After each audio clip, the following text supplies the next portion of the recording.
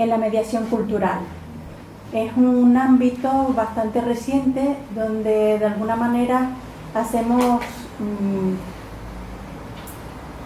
de pivote entre lo que son los artistas y lo que es el espectador, sobre todo en el arte contemporáneo, donde es tan difícil porque es muy conceptual entender qué nos están proponiendo y de qué se tratan las obras, ¿vale? Yo lo hago también viendo cómo se está mezclando últimamente el arte con la ciencia, con la filosofía, con la física cuántica, con la tecnología, ¿vale? De manera que a veces es difícil diferenciar a un artista porque son arquitectos, son gente especializada en robótica, ¿vale? Que están ahí indagando y proponiendo diferentes planteamientos. En este caso lo voy a relacionar todo con el elemento agua, ¿vale?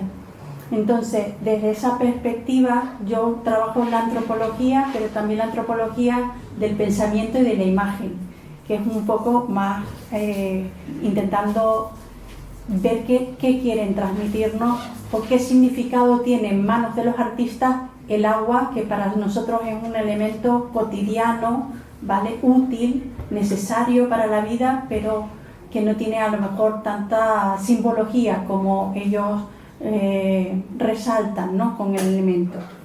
Entonces quería contextualizarlo porque seguramente a ustedes les habría gustado mucho seguir hablando de esto que estábamos hablando ahora mismo, ¿no? De cómo recuperar ese patrimonio relacionado con el agua y cómo ponerlo, digamos, al servicio de los ciudadanos para que se reconozca y para que también se valore y se conserve.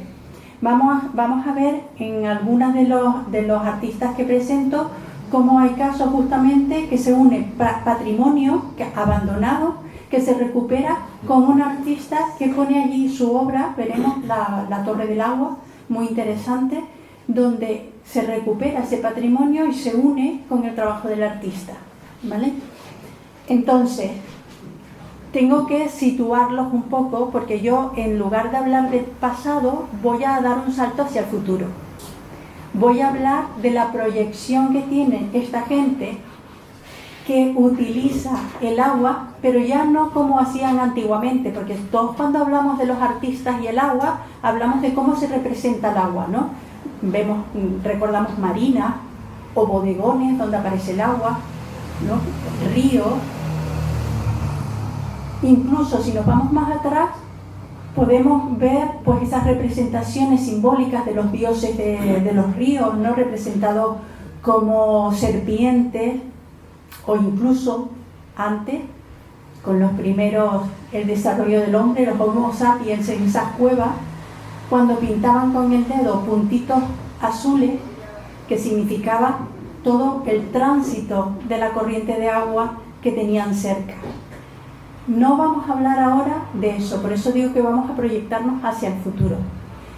No vamos a hablar de la representación del agua, vamos a hablar de lo que los artistas están haciendo con el agua, como materia y como material dentro de las obras, que es un poco más complicado, pero yo he querido hoy hablar de cosas que a lo mejor tengan más que ver con lo que nosotros estamos acostumbrados en unas jornadas como esta. Por ejemplo, el ciclo del agua. Cómo los artistas intentan ahora reproducir ese ciclo del agua. Por ejemplo, también después he traído ejemplos de cómo se utiliza el agua en sus diferentes estados. Líquido, sólido, gaseoso. El plasmático, el agua plasmática, todavía no hay nadie que la haya utilizado.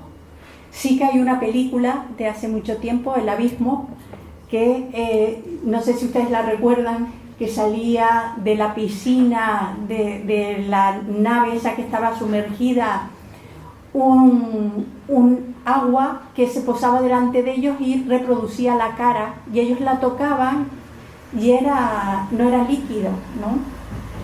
Ese agua plasmática que se ha descubierto ahora, sobre todo en los polos, es el cuarto estado del agua, que en principio todavía los artistas no han sabido cómo reproducir, ¿vale? Entonces, situándonos, yo he titulado esto El agua como materia en las artes contemporáneas y paisajes artísticos a través del agua. Terminaremos justamente con un paisaje enorme creado en Toledo por uno de los artistas de Land Art, que es una parte del arte que actúa directamente sobre la naturaleza.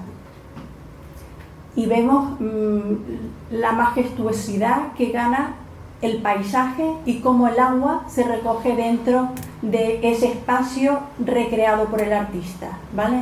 Entonces vamos a ver desde la recreación del ciclo del agua, del ciclo hídrico y todas las etapas: evaporación, condensación, infiltración, todas las 5 etapas de ese ciclo, las partes, digamos, los diferentes estados del agua. Veremos cómo los artistas también utilizan el agua como espacio para representar el arte.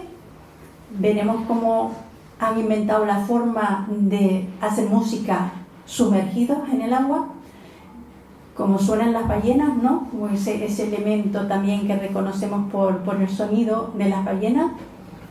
Y veremos también después pues cómo se utiliza, que es lo más habitual que ustedes encuentren sobre arte contemporáneo y agua, todo lo que es el artivismo, la denuncia de cómo se está usando y cómo se está repartiendo el agua y cómo se está especulando con el agua, ¿no? Que también es una parte importante. Quería situarnos para un poco captarles la atención y salir un poco del espacio anterior donde nos habíamos metido para hablarles de esta parte que en principio es un poco arriesgada. Yo le agradezco de todas maneras al museo y a Juan Ismael que me dé la oportunidad de hablar de esto, porque hay muy pocos espacios donde se pueda hablar del agua desde este tipo de planteamiento. Yo también trabajo con audiovisuales. Lo que hago es hacer un audiovisual que dura un determinado tiempo y sobre él voy a veces comentando, pero ustedes también van a poder ir leyendo. En algún momento dejaré de hablar para que simplemente veamos la obra y vamos a ver a dónde nos lleva todo esto y si es inspirador o no. Yo también agradezco que me hayan dado la oportunidad de trabajar un poco más en esto, lo he disfrutado mucho y espero que ustedes también lo puedan disfrutar.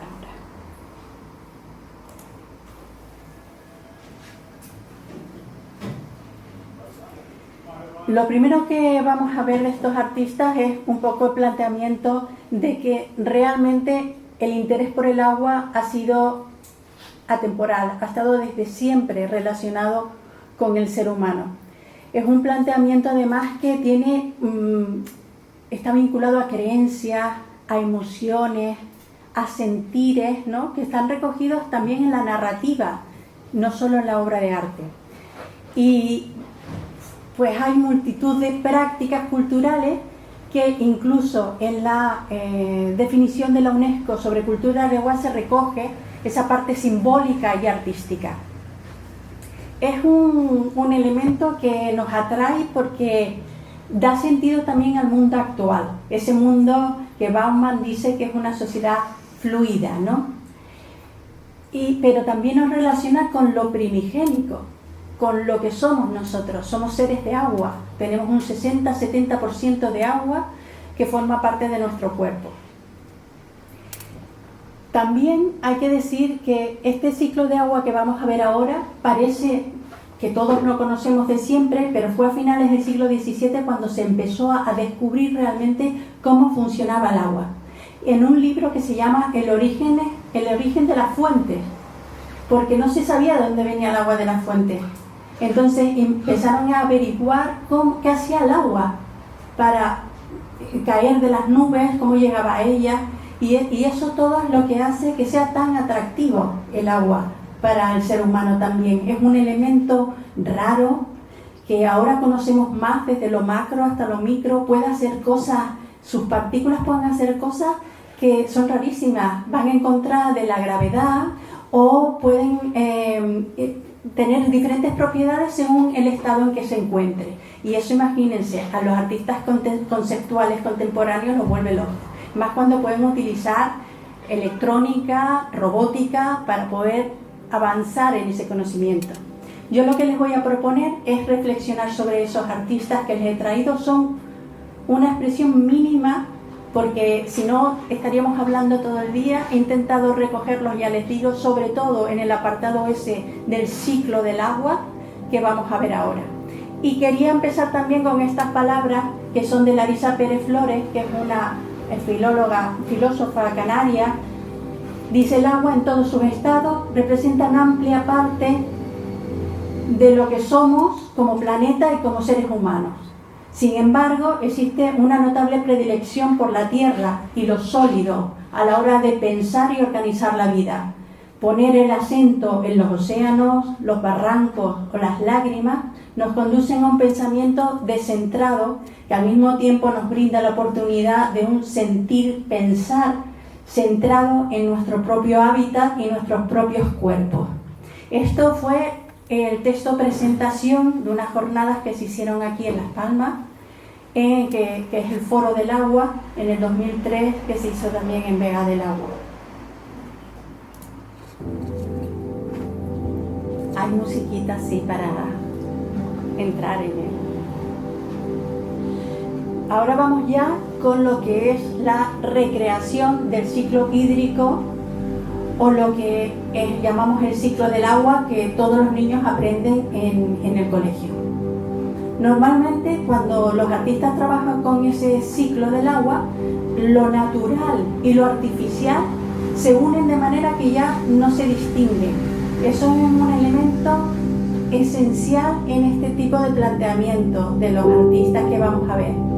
Y además, el ciclo del agua es una metáfora del propio ciclo de la vida.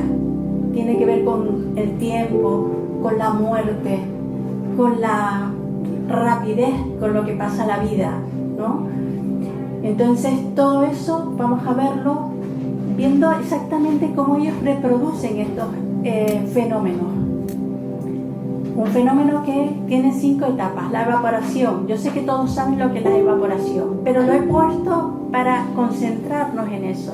Ese agua que empieza a moverse la superficie con el calor, y la energía cinética hace que se desprendan, se separen y se vaya evaporando el agua. Pues este pintor y escultor irlandés, el Robert Jans, trabaja con muchos elementos, o trabajaba con muchos elementos naturales, pero tiene un ejercicio de dibujos con agua que es muy curioso, porque él coge las paredes o coge cualquier parque y pinta elementos con agua y espera a que la gente vea cómo se evapora. Son elementos así, él los llama, a ver si lo digo bien, water glyphs, más o menos. Y él estuvo antes de morir en Barcelona incluso pintando esto en las paredes de los edificios. También tiene otro que vamos a ver ahora, que está relacionado con los lugares que transitamos, todos los lugares públicos. Entonces pinta sobre los restos de tiza que dejan los niños en un parque, y entonces él compone el dibujo a partir de esos chorros de agua que intervienen en esas pinturas casuales que han quedado ahí por el uso de los niños. Y esta pieza, por ejemplo, para él es muy significativa en su concepto de lo que quiere contar. Él escribe la palabra visible y dice él: la palabra, mientras no se evapore el agua, está visible, pero al final termina siendo invisible. Igual que yo, estoy aquí sentado en el parque y en algún momento me convertiré en alguien invisible. Óscar Muñoz es de Colombia. Él trabaja con rostros normalmente, pero además con técnicas muy raras, con carbón y con cosas. No vamos a ver todo lo que hace, pero sí una serie de imágenes que reproduce, él es pintor y él lo que hace retratos sobre una estructura de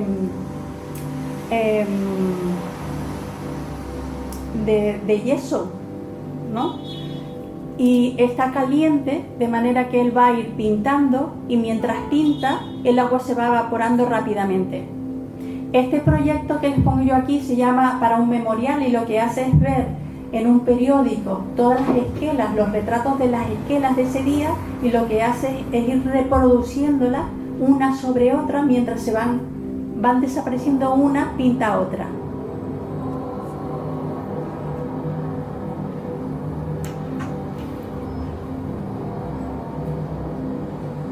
Es evidente que la muerte y la fugacidad de la vida está representada aquí de una manera esencial.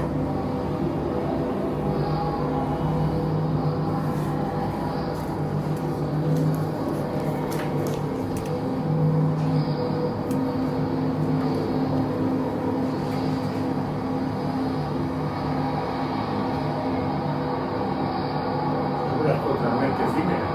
Sí, normalmente todas estas obras son efímeras y las vemos porque se graban en vídeo para que después se puedan ver cómo la ha hecho el artista.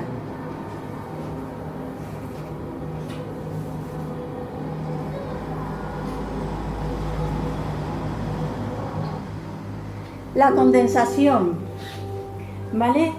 Esto se trata de que el vapor se vuelve a hacer agua, se reúne, digamos, en esas nubes y de ahí después veremos cómo se va a condensar también de nuevo en gotas de agua que caen a la tierra, ¿no? Pero fíjense qué interesante este artista, que además le gusta mucho todo lo que es la ciencia contemporánea de sistemas y cosas de estas, que ahora no entraremos porque es muy complicado.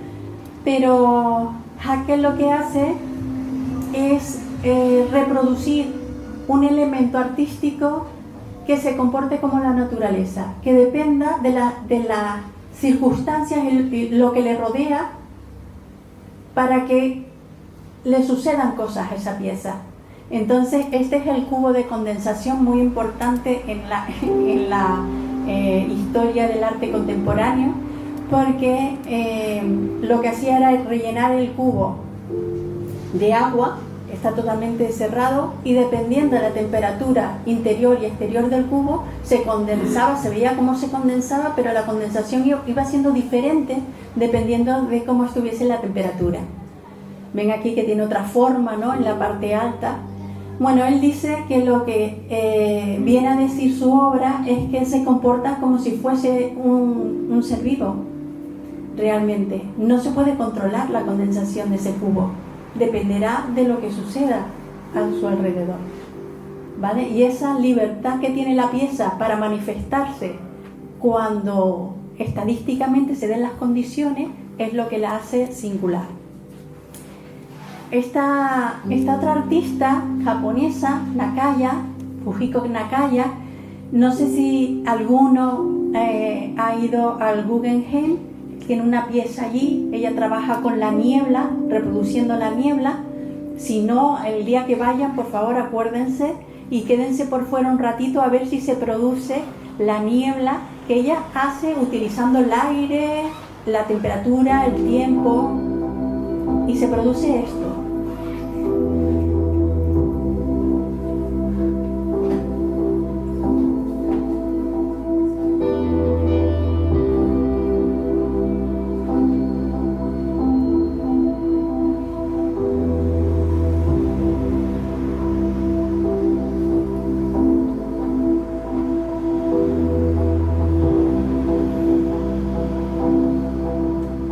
La neblina.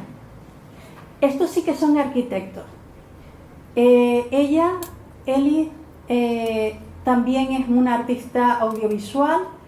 Tienen un estudio importante de arquitectura en Manhattan, pero se dedican a hacer instalaciones básicamente. Pero instalaciones que pueden ser desde escénicas, también las tienen, de arte, vídeo, y también utilizando todos los medios electrónicos que tienen a su alcance. Este es un ejemplo de lo que hacen ellos. Es el pabellón que hicieron para la Expo de Suiza de 2002, que es un edificio cuyas paredes son la nube. No hay edificio, sino cuando se produce esa nube. Esa nube se produce porque hay unos inyectores a presión que extraen el agua del lago y la proyectan. Está todo robotizado para saber exactamente por dónde tienen que inyectar el agua, y se produce esa nube alrededor del edificio, de esa construcción. No es un edificio, es un edificio vacío, digamos, una estructura, como ven aquí. Pero toda esa nube se forma, digamos, lo que es las paredes del edificio. Hay una escalera que se puede subir hasta la parte alta. Lo que hacen ellos también es hacer, ¿saben lo que hacen aquí cuando recogen agua de nube, no? Filtrada de la nube. Pues ellos hacen lo mismo con su nube, filtran el agua y arriba puedes consumir el agua de la nube que se ha producido. Es uno de los efectos que es muy complicado hacer esto y seguramente que cuesta muchísimo dinero ponerlo en funcionamiento, pero evidentemente las imágenes que vemos aquí son impresionantes, ¿no? Cómo se producen estos efectos naturales para generar, digamos, una sensación y un espacio único. Vamos con la precipitación. Aquí resulta que las gotas ya están en las nubes, que se hacen muy grandes y caen por su propio peso y conforman, digamos, lo que es el agua que rueda por la tierra, vuelve otra vez, digamos, a la tierra. Bueno, pues aquí tenemos gente que también pinta cuando llueve, igual que veíamos antes que hacían figuras con agua. Lo que hace este escocés es que deja la sombra de él o de un objeto poniéndose, digamos, tapando, digamos, la parte que no quiere que ocupe la lluvia, que moje la lluvia, de manera que puedes encontrar pues una silueta de él en un espacio así público. Lo que pasa es que no trabaja solamente en esto, este hombre trabaja con el hielo, es impresionante lo que hace. Yo quería poner esto justamente porque me parece muy esencial dentro de este caso de trabajar con la lluvia, ¿no? Crear a partir de la lluvia. Lo que no se moja es nuestra obra de arte. También lo hace con la nieve. Y bueno, lo que viene a indicar con su obra es el impacto del ser humano sobre la naturaleza, realmente.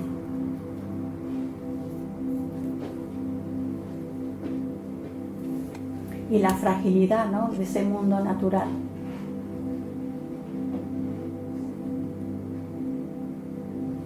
Aquí tenemos otro que es mucho más tecnológico, Rain Room, habitación de lluvia, que hacen unos fundadores de lo que es un grupo de arte londinense, que es muy importante por eso, porque conjugan arte y tecnología.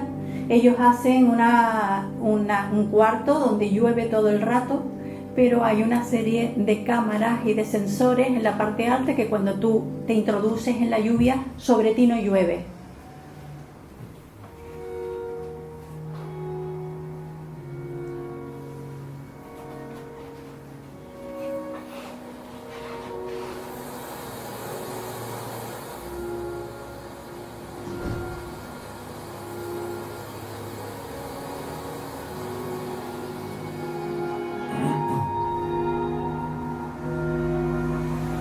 La pregunta con la que entras a la exposición es: ¿no has querido tú nunca controlar la lluvia?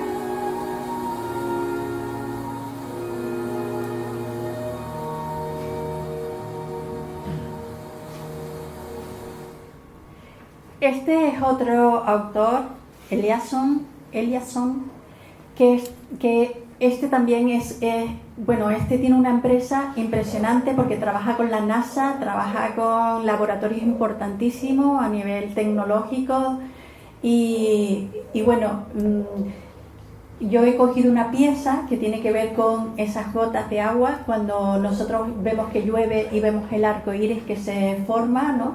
Bueno, pues este hombre ha conseguido reproducir un arco iris en una sala a base de echar esas gotas, pequeñas gotas, y proyectar luz sobre ella. Además, tú te mueves alrededor de la pieza y no ves siempre la misma forma del arco iris ni los mismos colores, depende también de tu altura, de la posición que cojas con respecto a la pieza, que se llama Beauty, ¿no? Y es uno de los elementos que utiliza él también para, imagínense lo que impresiona ver un arco iris en medio de una sala de arte. La infiltración, este es más difícil, ¿no? ¿Cómo un artista trabaja con la infiltración? Es más difícil porque yo les voy a presentar solo a una persona que trabaja con eso. Me imagino que buscando encontraríamos más, pero esta chica es una catalana que es arquitecta también y escultora. Ella trabaja con los cristales, los desechos de cristales, y lo que hace, muchas veces trabaja incluso con plantas vivas que pone en esos recipientes. Pero aquí en esta pieza que vamos a ver ahora, lo que hace es justamente filtrar agua.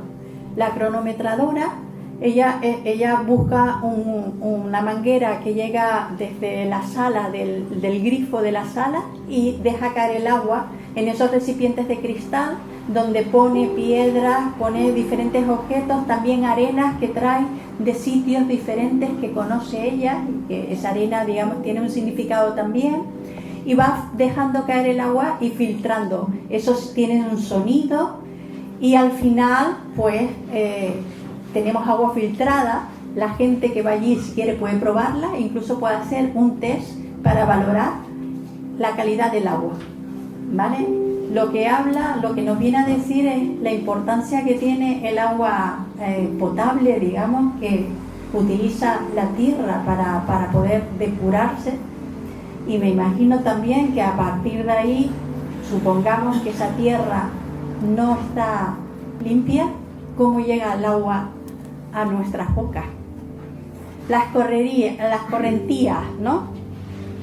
Esto también es complicado porque se supone que hay aguas subterráneas, que es las que hemos visto anteriormente, pero hay agua que corre, y que son los ríos que forman lagos y forman diferentes, ¿no? Lugares donde se acumula o por donde pasa agua. Esta chica, que es chilena, trabaja con los ríos de su país. Ella también utiliza mucha tecnología para intentar reproducir no solo cómo suena su río, el río que haya elegido, en este caso es el Mapocho, sino también los componentes que lleva ese río, y también la capacidad de agua que lleva el río, de manera que nos representa a través de esos elementos al río simbólicamente. Esta es una pieza además que está llena, son estructuras independientes, pero que el agua corre de un lado a otro también y se acumula en diferentes puntos, pero que además también con análisis químicos puedes ver lo que tiene cada contenido. Y el otro es el de toboganes, que aquí utiliza unos datos de la lluvia de los últimos años de una zona concreta de Chile, y representa, digamos, todas esas fuentes de agua y esos ritmos dependiendo de la cantidad de agua que haya caído. Lo va haciendo a través de unas tuberías que van llegando a diferentes puntos, pero que lo importante es escuchar cuánta agua en cada momento va corriendo por esas tuberías.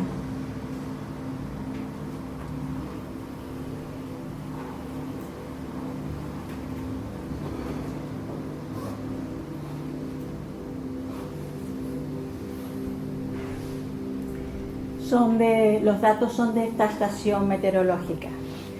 Esta es la artista que yo les decía, Cristina Iglesias, que a lo mejor puede ser una buena idea para lo que estaba comentando usted con lo de recuperar no solo el espacio, sino darle otro carácter para que atraiga también a la gente y lo quiera, lo aprecie y lo reconozca, ¿no? Esta mujer ha trabajado mucho en espacios al aire libre y en interiores con esas corrientes de agua. Entonces, yo les he puesto esta, pero búsquenla y verán que tienen muchos ejemplos. La Torre del Agua es un edificio mudéjar justamente que acumulaba agua para utilizarlas para hacer electricidad, para producir electricidad. Estaba totalmente destruido y se ha recuperado para instalar su obra de arte dentro, y han hecho como un recorrido para poder, digamos, rescatar esos espacios abandonados.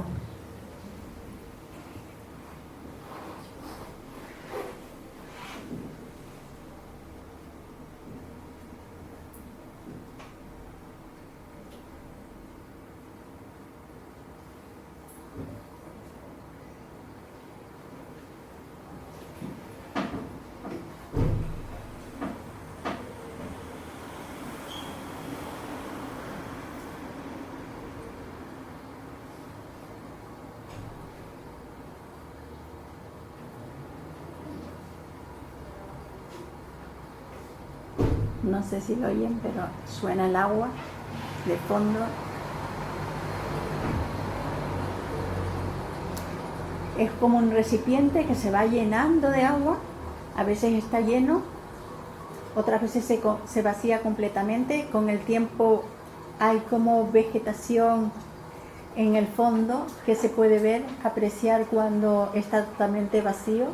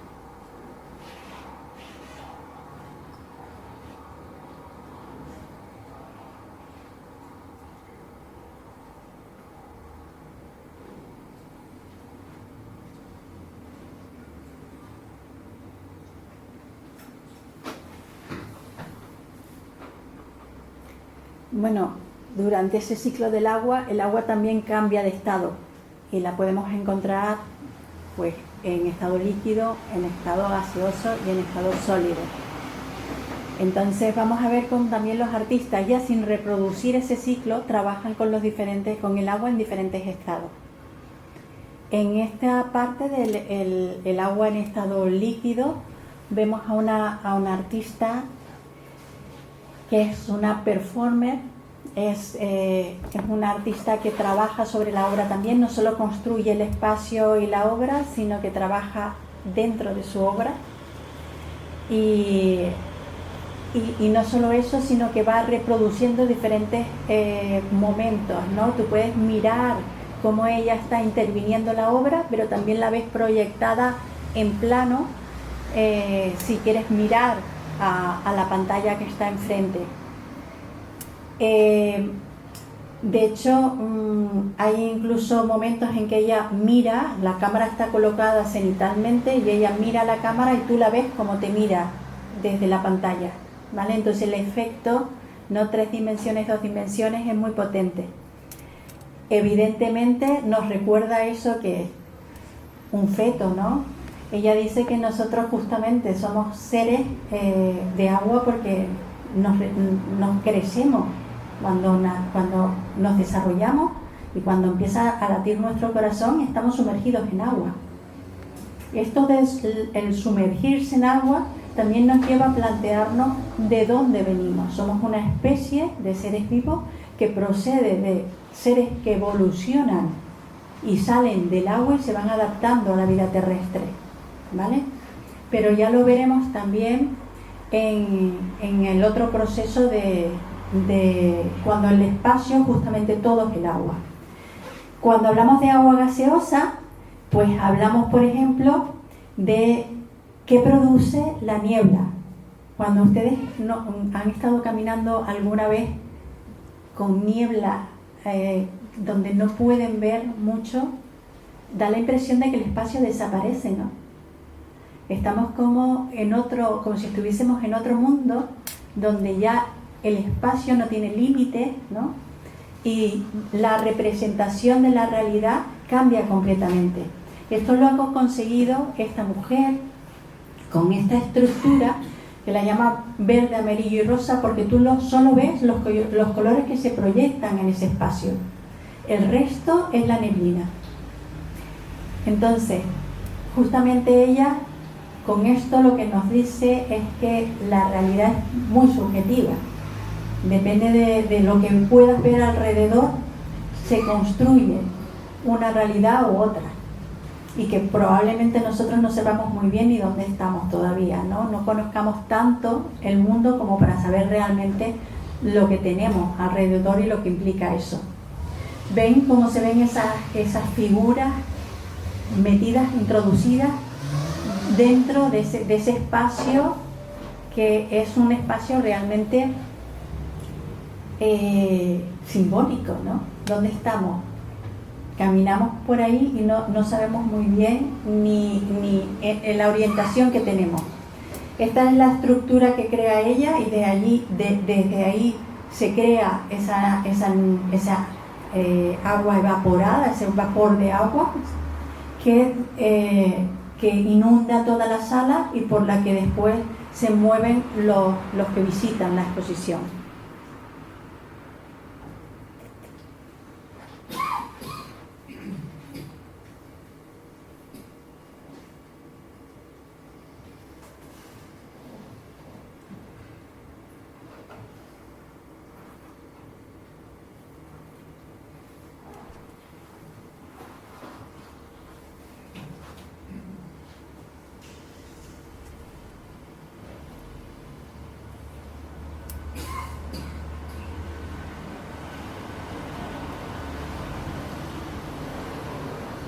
Y el agua sólida, que es el hielo. Y ahí habría muchos artistas con los que podríamos, tener un momento para nombrarlo. Pero yo me he quedado con esta artista por el trabajo minucioso que es hacer cientos, miles de hombrecitos de hielo. Trabajan durante días dentro de una nevera de esta frigorífica y después los llevan en un camión frigorífico también hasta el lugar donde los instalan y allí se quedan hasta que poco a poco se van derritiendo. Claro, esto aquí nosotros no podemos apreciar la foto nada más, pero imagínense que ustedes se van a un sitio de aquí conocido y de repente se encuentran que están todos llenos de hombrecillos. Aquí ya se están derritiendo, pero ellos lo trabajan con un detalle increíble, cada uno de los hombres de hielo, ¿vale? Bueno, representa la vida, la naturaleza transitoria, el que todo termina. Estamos aquí muy poco tiempo y la vida un poco es ir derritiéndose hasta desaparecer. Ahora vamos a hablar de este otro tipo de utilización del agua. Ahora ya no representan o utilizan el agua, sino la utilizan como espacio. Entonces el agua se convierte en el espacio donde el artista desarrolla, digamos, su obra. Y aquí no voy a decir nada porque es impresionante y quiero que se escuche y que se vea, porque yo no voy a decir nada más que importante que lo que van a mostrarle ellos. Esto es un grupo de música. Evidentemente todo está preparado para poderse sumergir, esos instrumentos. Tienen micrófonos también que pueden utilizar bajo el agua y unos amplificadores especiales para que se escuche el sonido.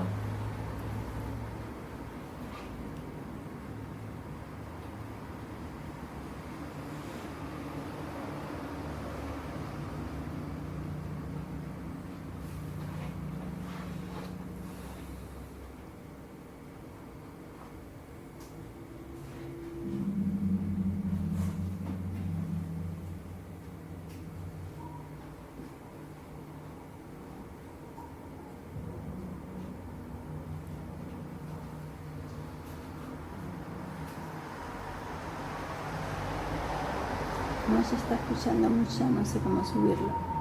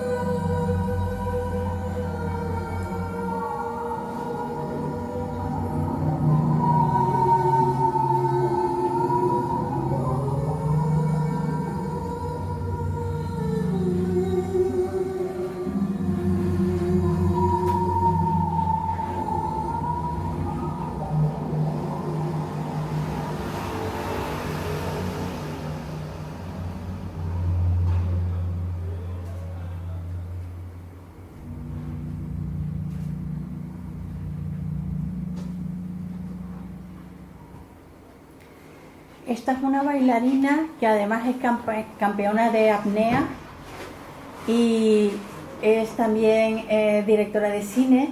A veces baila y la graban otros y otras veces ella tiene también pues películas grabadas a su compañero, que también es uno de los campeones más grandes de apnea del mundo. Ella nació en una isla donde su padre era pescador y hace este tipo de cosas.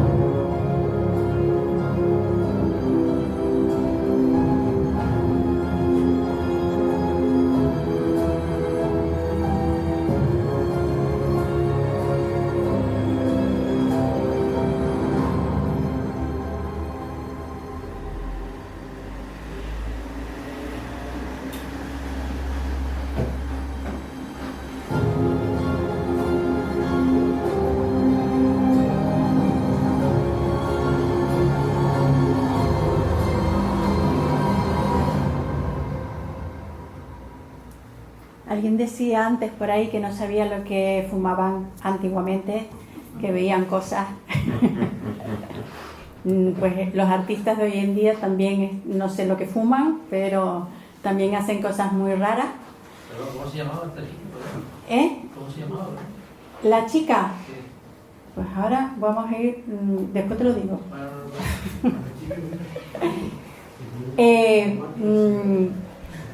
Después la vemos.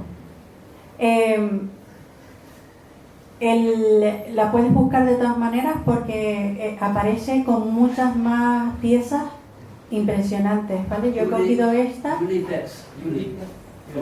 Bien.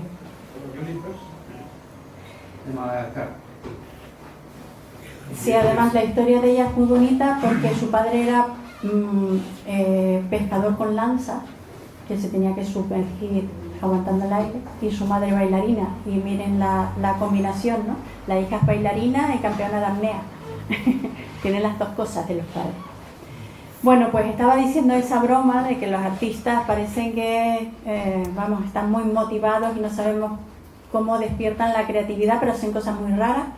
Dentro de ese grupo de artistas que trabajan con el agua, tenemos unos que son bastante frecuentes y los vemos, digamos, están más relacionados con los movimientos ecologistas, ¿no? Y de reivindicación, el cambio climático y todo esto.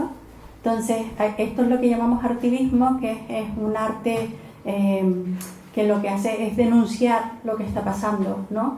Por ejemplo, la próxima artista que vamos a ver, lo que hace es trabajar con la idea de la especulación que hacen grandes empresas multinacionales con los acuíferos que están comprando para después vender el agua a los precios que les da la gana.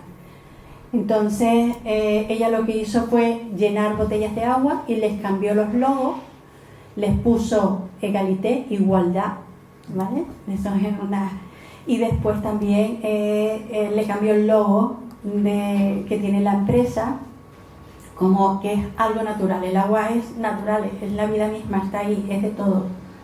No puede ser un elemento especulativo para ganar dinero. La exposición consistía en eso, era como un set de marketing de una empresa de agua.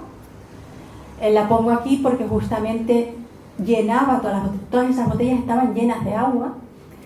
Y lo curioso es que estando la exposición allí, se hizo una manifestación de estudiantes contra Le Pen y toda la gente de extrema derecha francesa, y cogieron los carteles de la exposición para irse a la manifestación.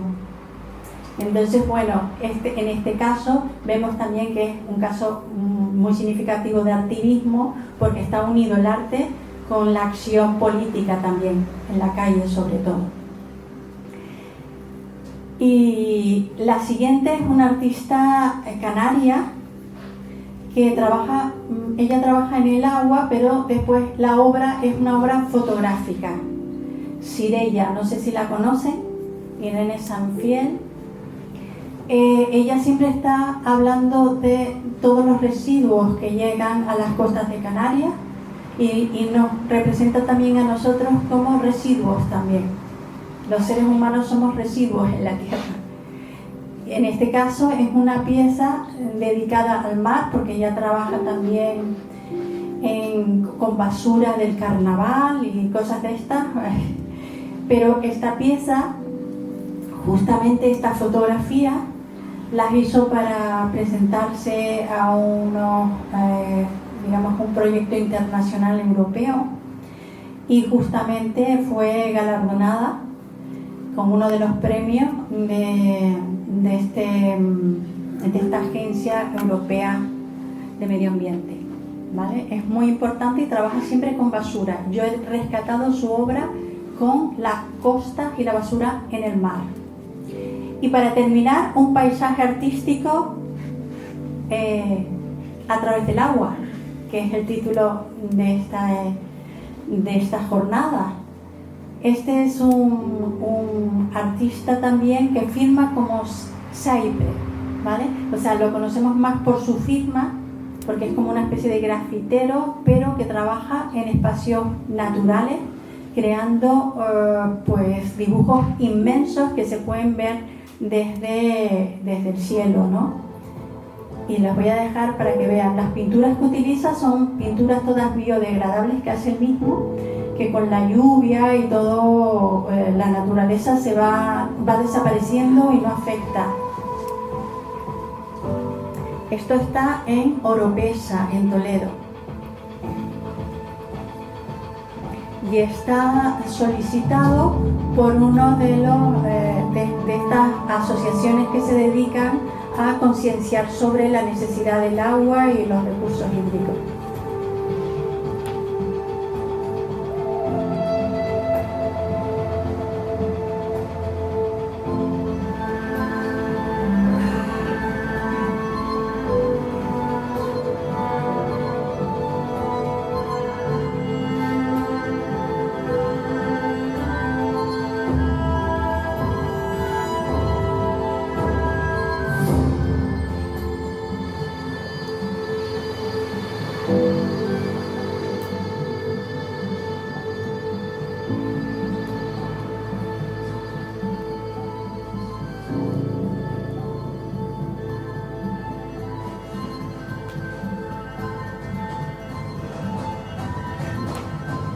El agua estaba ya ahí, lo que hizo es pintar las manos.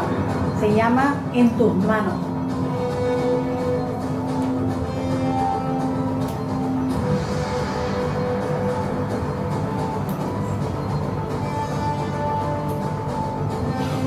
Y el borde tenía una especie de marcador que cuando menos agua había se iba marcando por donde iba el agua, que cada vez era menor, ¿no?, en este espacio. Bueno, solo, como les dije, estoy haciendo como un resumen de los cientos de artistas que están actualmente trabajando, bueno, desde mediados del siglo XX, trabajando con el agua, pero el agua como material de la obra. Son tan importantes porque realmente sirven para atraer la atención de la gente, para centrarla en todo lo que nos dice el agua sobre lo que somos nosotros mismos y lo que es nuestra existencia. Y por eso también enriquecen lo que llamamos la cultura del agua, que es lo que nosotros estamos aquí hablando estos días. Y para terminar así, con buen rollito, esta es la canción de una compañera Seychelles de Fuerteventura, que es una bajista que compone también, y este es un tema de lo que ha hecho contando qué pasaba cuando llovía en Fuerteventura y era pequeña, qué hacían los niños, cómo jugaban con ese agua, la iban a recoger. Y es una representación, para terminar, del sentir pensar sobre el agua que tenemos aquí en Canarias. Muchas gracias.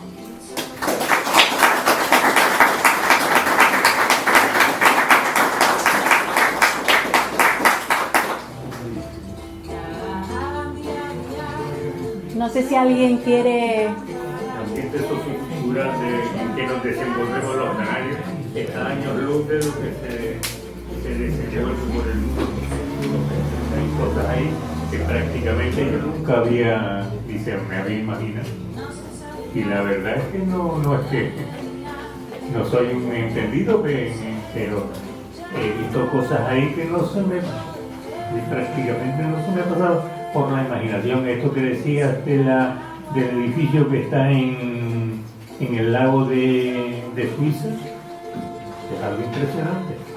Sí, ese es uno de los proyectos más impresionantes que se pueden ver así, con esa recreación, ¿no?, de cómo creamos la nube, cómo además filtramos el agua de nube, la bebemos y además el proyecto tenía además que tú rellenabas como una fichita cuando entrabas, te preguntaban algo cosas que te gustaban y eso, y te daban como un impermeable, y el impermeable tenía unas luces. Cuando tú te encontrabas con otra persona que había contestado lo mismo que tú a las preguntas, se encendían los mismos colores. Entonces tú ibas caminando sumergidos y de repente veías que alguien cambiaba de color y se ponía del mismo color que tú. Ese era uno que había contestado lo mismo que tú al cuestionario. Entonces jugaban dentro de esa nube, se podía jugar también con muchos elementos, ¿no? Perdón, ¿cómo se llamaba el primer artista que... A ver, porque yo así... El primero era el que dibujaba en las fachadas, ¿no? Que sí, Jazz me parece que era, pero espérate un momento, porque yo tengo un problema que es que no recuerdo bien los nombres. Entonces lo tengo que ir mirando. Y voy a ponerlo otra vez, si lo puedo poner otra vez, ¿no? ¿Lo puedo reproducir otra vez?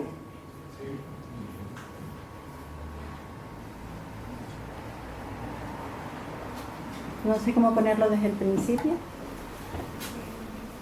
Este señor ya está muerto, pero era un grafitero de los famosos de Nueva York. Si quieren, yo lo que hago es que les paso la información para el que lo quiera que le llegue. Si me das tu correo, te lo mando. O te lo mando a ti. Vale. Con el dedo, sí.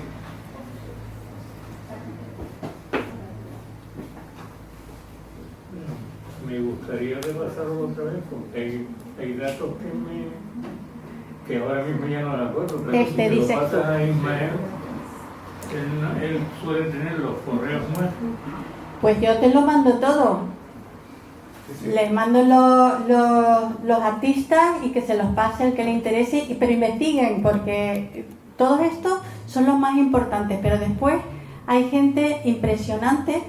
Hay un chico mexicano que trabaja con un robot que tiene plantas vivas que se alimentan de el agua que depura de los ríos contaminados. Las bacterias estas que contaminan los ríos alimentan la planta. Y es una paradoja, porque si el robot terminara limpiando el río, la planta se moriría. Pero bueno, y trabaja solo, lo ves ahí, él lo pone en una ribera de un río y el robot va acercándose al agua y eso, y las plantas por ahí todas verditas por encima y demás. Hay curiosidades, gente por ejemplo que ahora sumerge cámaras especiales en el mar y es capaz de atrapar microscópicamente todas las partículas que no se ven y eso te lo proyecta. Pero es utilizable, ya les digo, la ciencia, la tecnología y el arte se han combinado para poder hacer reales cosas que no se pueden ver a simple vista. Perdón, ¿y tu profesión cuál me dijiste antes? Mira, yo me dedico a muchas cosas, pero en esta parte soy mediadora cultural. Que un mediador cultural normalmente trabaja entre la gente que va a ver una exposición y los artistas que quieren contar algo, pero que normalmente la gente, si no está muy puesta en arte, no sabe, pasa por delante de la obra y dice, ¿y esto qué es? ¿No? Pues nosotros estamos ahí intentando que la información que quiere transmitir con la obra el artista le llegue al espectador para que pueda valorarla y apreciarla. Eso es lo que hace un mediador. He oído hablar de Emasu Emoto, ya murió, el artista japonés, bueno, más que artista, investigador japonés, que hacía fotografía microelectrónica, exacto, un libro, y entonces pues le hablaba o le ponía música al agua, sacaba la foto y salían desordenadas las moléculas, ordenadas, etc., hasta que terminó siendo publicidad para Bezoye, ya murió, sí. Bezoye, que se encuentra en internet, es muy curioso. Pero eso podríamos ponerlo, lo que pasa es que él no era exactamente un artista, no, sino era un científico, pero es trabajar con el agua congelada, justamente. Al congelar el agua, después microscópicamente captaba esa molécula congelada que tenía diferentes formas y depende si le ponía, por ejemplo, música clásica, pues tenía una forma armoniosa, pero si le ponía música punky o metal, al agua... Pero es curioso porque a partir de ahí se sabe que la forma octogonal del agua, por ejemplo, cuando proyectamos el agua en línea recta por una tubería durante mucho tiempo, pierde la configuración ideal del agua, porque esa configuración de la molécula sirve para que digamos, se absorba mejor por nuestras moléculas. Bueno, yo hice de ingeniería en agua y el agua tiene una anomalía, la molécula, que es el puente de hidrógeno. Gracias a eso estamos vivos. Esto aquí está sale en una biblioteca y un libro de la Universidad de California, que estaba traducido, y me explicó el enlace por puente de hidrógeno en el libro.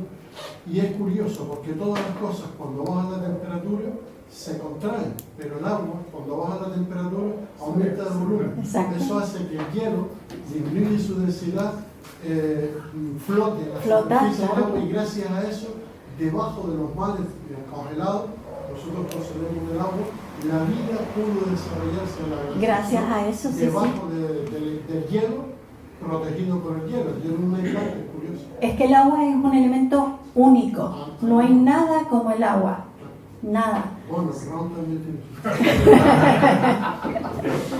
O sea que es un elemento que no se puede reproducir. El agua que hay en el planeta es la que ha habido en el planeta siempre. Hay un experimento que se hizo ya hace unos años en el espacio de una botella. Lo digo porque actualmente se reconoce ya otra forma del agua que es amorfa, vítrea, no solo líquida, plasmática.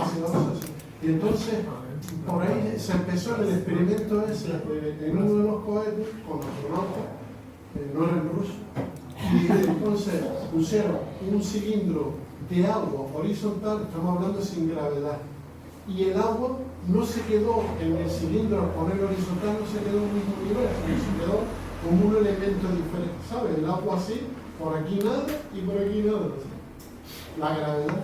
Sí, sí. Después, pues las gotas de agua van en contra de la gravedad. Lo han visto en un cristal que de repente hace la gota así, da la vuelta y sube en vez de bajar. Las gotas de agua siempre las grandes, por ejemplo, cuando caen gotas grandes en Canarias, es cuando antes ha habido contaminación polvo sahariano y el polvillo ese hace del núcleo condensador de una gota grande y botea una de las grandes lluvias. Hay una interfaz sólido-líquido. Aquí en otra jornada se hizo una exposición del tema sobre en la cumbre, la captación del agua de niebla, sí. Para aprovechar el agua Que es buenísima. y con una cantidad que cogían pero Mira, conozco a los socios, pero ya de la sociedad. Uno era un arquitecto técnico que con la crisis, y el otro creo que era, uno era arquitecto técnico y el otro me falla ahora, pero hice a mitad. El agua se llamaba Los Alisios. Se recogía aquí en la cumbre y se vendía en farmacia. Se lo embotellaba a Guayadeque, agua de Guayadeque. Y yo soy coleccionista de etiquetas de botellas de agua de todo el mundo. Dejé de contarla cuando tenía 10.000. Y entonces, esa etiqueta de Los Alisios te ponía, es curioso porque era agua de niebla, como dice eso, pero como era agua que se recogía de la atmósfera, tenían que esterilizarla en los depósitos que se cogía, es decir, que era un agua como si fuera un agua potable preparada. Claro. Claro, porque fíjense que al filtrar, la que filtra por tierra va cogiendo minerales, No, en este caso era la malla, una malla. Sí, pero sí, no una sí. malla Pues ahora hay otra agua que yo he probado, que se llama agua de niebla, ¿no? agua de niebla. Sí, que es otra marca o es esa con otro socio. Ellos estuvieron aquí hace unos meses, ella también participó en una jornada, se reunió de la Casa Social. No, pero fue este año, no ha sido la jornada del agua, sino como un proyecto que hizo la Consejería de Cultura, y vinieron y repartieron botellas de agua aquí y explicó el procedimiento otra vez. Ildefonso creo que se llamaba No, yo tengo los contactos de ese. Siguen trabajando, Es un agua peligrosa, ¿eh? siguen haciendo todavía. Porque un agua de baja mineralización, igual que beber agua destilada, puede ser que te laven minerales, depende de la persona, no un agua recomendada para todas las personas. Dígame. Que hablando sobre la diputación, yo recuerdo de haber ido a alguna vez y la verdad es que había cosas que te eran más agradables o menos agradables, pero no te enterabas de la mitad de las cosas que estaban ahí. Claro. Es que los museos de arte contemporáneo sí que se trabaja mucho esta cosa que hago yo, porque es muy difícil, además es tan conceptual que a veces si no te dicen qué quiere hacer, no. Y cuando ya le meten robótica, le meten electrónica, le meten circuitos, ya eso ya, tú ves ahí moverse cosas y dices, ¿y esto? ¿Y qué me está diciendo? ¿No? Por eso digo yo que también los de hoy fuman algo. Fuman algo que le... Era solamente recordar lo que Fernando dijo, ¿no? Pues ya lo dijo. Procedemos de los peces. Y eso hace que estamos viviendo en una zona de cloruro sódico, de sal. Y cuando pasamos la tierra, antes estaban las anguilas, que pasaban del río al mar y tenían que cambiar su riñón, una glándula se llama suprarrenal, para en el mar captar potasio, que no hay, muy poco. Vienen de los ríos, de los frutos. La tierra era fruto nada más, potasio. Esos peces, al pasar del río a la tierra y la evolución del hombre, ya lo que quería era eliminar potasio. Pero lo mínimo de sodio que podía captar, lo captaba. Vino la industria, vino los fenicios, se creó la sal para conservar, la hemos metido en todos los alimentos y de ahí viene la hipertensión arterial. Pues fíjate, Que yo, todo tiene relación, ¿se dan cuenta? pero todo esto viene, te vas a los indígenas a Amazonas y con 80 hasta suben árboles de 30 metros y no están hipotensos. Pero todo esto viene porque es verdad, el hombre varón, el 60% es agua. Sí. La mujer es 45%. Yo creo que tiene mucha grasa. De 60 al 70 estamos ahí. 70 kilos, pero hay una fórmula de Watson que se llama 70 kilos implica 42 litros de agua. Imagínense, en nuestro cuerpo, si pesas 60 kilos, 42 son litros de agua. Somos cañerías de todo. Así que, de todas maneras...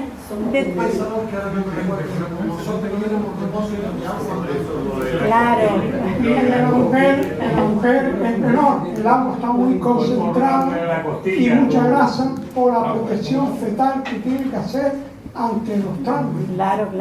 Pero fíjense, casos de agua. Lo que parece muy importante es centrar de todas maneras, como hacen esta jornada, en el agua las miradas de todos, porque siempre estamos muy preocupados por la Tierra. ¿No se han dado cuenta? La Tierra. Sí, pero la Tierra, la mayor parte del planeta es agua, no es tierra. Eso tiene una explicación científica. Sí. Dentro de lo que ustedes estaban hablando, del contenido medio de agua, en el cuerpo, el cerebro tiene casi un 90%. Sí, pero yo digo en todo el planeta y en todo el universo y dentro de nosotros. Imagínense, para terminar, justamente, una cosa nada más, me hizo gracia esto porque yo siempre, primero como canario, lo puedo ver yo, cada vez que llovía me fijaba en el hormigón, cómo caía la gotita y se evaporaba. Y este hombre, mira, conecto con este hombre en eso, que siempre me ha gustado mirar el hormigón, cuando cae el agua. Y los dibujitos que va haciendo, ¿no? Cómo se va... Bueno, muchas gracias. Lo que no me gustó fue la imagen.